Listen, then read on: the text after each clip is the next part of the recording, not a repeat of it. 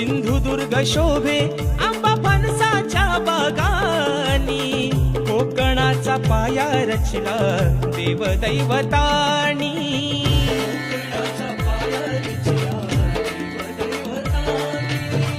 राखीला हमान दशावतारा भजनानी, येवा कोकण आपलो असा बोले मालवणी.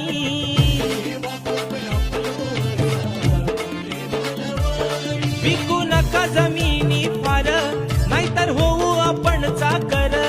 विकू नका जमिनी फार, नाहीतर होऊ आपण चाकर.